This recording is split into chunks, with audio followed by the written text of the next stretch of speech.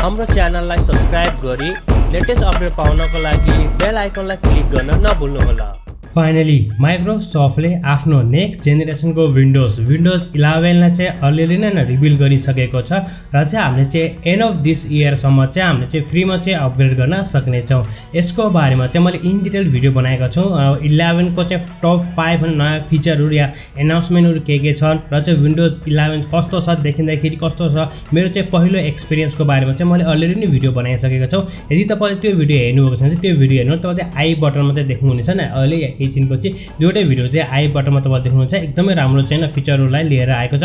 Personally पनि मलाई चाहिँ एकदमै मन परेको छ दुई तीनवटा फिचरहरु। तपाईले त्यो भिडियो चाहिँ हेर्नु होला। र साथीहरु यसको साथै यहाँ चाहिँ एउटा के कन्फ्युज भएको थियो भनेपछि अब मेरो ल्यापटपमा या मेरो पीसीमा चाहिँ विन्डोज 11 चाहिँ सपोर्ट गर्छ या गर्दैन, विन्डोज 11 चल्छ या चल्दैन, फ्रीमा त पाउँछ या पाउँदैन हैन, फ्रीमा त पाए पनि पाउँछ या पाउँदैन, त्यो कुराहरु चाहिँ तपाईसँग छ भनेपछि आजको भिडियोमा चाहिँ हामीले त्यही नै हेर्नेछौँ कि तपाईले चाहिँ सजिलो तरिकाले चाहिँ 1 मिनेटमै कसरी चेक गर्न सक्नुहुन्छ कि तपाईको आफ्नो पीसी को चाहिँ मिनिमम रिक्वायरमेन्ट अनुसार या तपाईको पीसी को रिक्वायरमेन्ट अनुसार विन्डोज 11 तपाईले पाउनुहुन्छ या पाउनु हुँदैन या विन्डोज 11 चाहिँ चल्छ या चल्दैन भन्ने बारेमा, जसको लागि हामी चाहिँ डेस्कटप या चाहिँ हाम्रो ल्यापटपको मेन स्क्रिनमा चाहिँ जाने तयारी गरिरहेका छौं।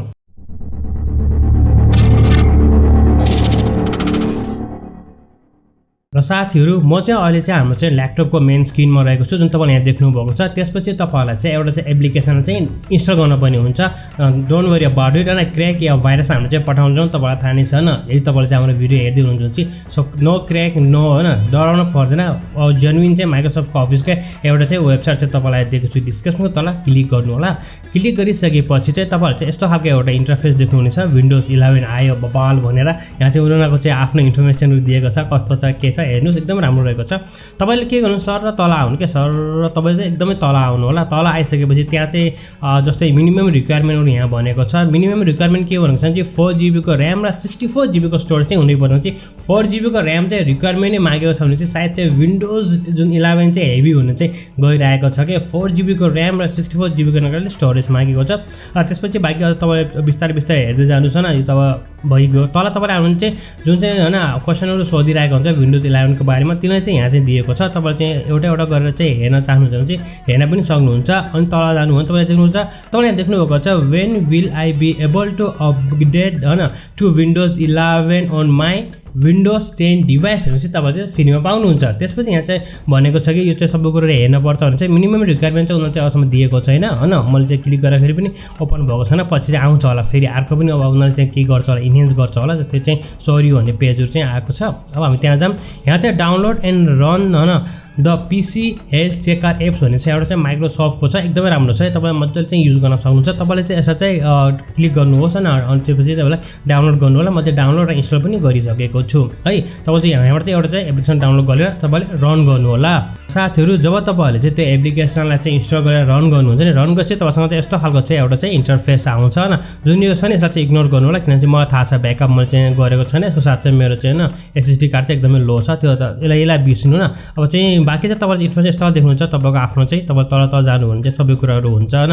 कहिले हामीले चेक गरेको स्टोरेजहरु भयो हैन, यो सबै कुरा यहाँ हुन्छ, तपाईले हेर्न सक्नुहुन्छ। यसको साथसाथ तपाईले के गर्नु भनेपछि नि यहाँ जुन छ नि हैन विन्डोज 11 चाहिँ त्यसलाई चेक नाउमा चाहिँ क्लिक गर्नु होला। जब तपाईले क्लिक गर्नुहुन्छ त्यसपछि यसले चाहिँ चेक गरेर भन्छ कि तपाईको चाहिँ जुन अपरेटिङ सिस्टम छ या तपाईको चाहिँ जुन सिस्टम रहेको छ ल्यापटपले चाहिँ त्यो विन्डोज 11 लाई चाहिँ चलाउन सक्छ या सक्दैन भनेर चाहिँ यहाँबाट तपाईले सजिलो तरिकाले थाहा पाउन सक्नुहुन्छ। यदि हामीले चाहिँ लर्न मोरमा गएर क्लिक गर्यौं भनेपछि तपाईहरुसँग चाहिँ यस्तो खालको एउटा चाहिँ विन्डोज अफ हुन्छ हैन, एउटा चाहिँ पपअप विन्डोज आउँछ। तपाईले देख्नुहुन्छ हैन this PC will run windows 11 भनेको छ। बाँकी तपाईहरुले चाहिँ सबै कुरा चाहिँ यहाँ चाहिँ हेर्न सक्नुहुनेछ। सो यसरी सजिलो तरिकाले थाहा पाउन सक्नुहुन्छ कि तपाईको पीसीले चाहिँ विन्डोज 11 लाई चाहिँ रन गर्छ या गर्दैन भन्ने बारेमा। र यदि हामी चाहिँ जेन्युइन विन्डोजको यदि हामीले कुरा गर्ने हो भने मेरो चाहिँ कम्प्युटर चाहिँ जेन्युइन हो या हैन, या चाहिँ मैले पाउँछु या पाउँदैन भन्ने चाहिँ हामीले चाहिँ त्यस्तोमा कन्फ्युजन यदि तपाईमा हुनुहुन्छ छ या तपाईमा छ भने के जुन चाहिँ विन्डोज 11 को अपडेट आउँछ या आउँदैन भनेपछि तपाईँ सबैभन्दा पहिला सेटिङमा जाँदा पनि हुन्छ, डाइरेक्ट सेटिङमा जाँदा पनि हुन्छ हैन। तपाईँ चाहिँ यहाँ सेटिङ लेख्नु होला। सेटिङमा गइसकेपछि चाहिँ हाम्रो चाहिँ विन्डोज एक्टिभेसन हुन्छ या चाहिँ तपाईँ यहाँ गए पनि हुन्छ। जसरी खोज्दा पनि खोज्नु तपाईले थाहा नै छ।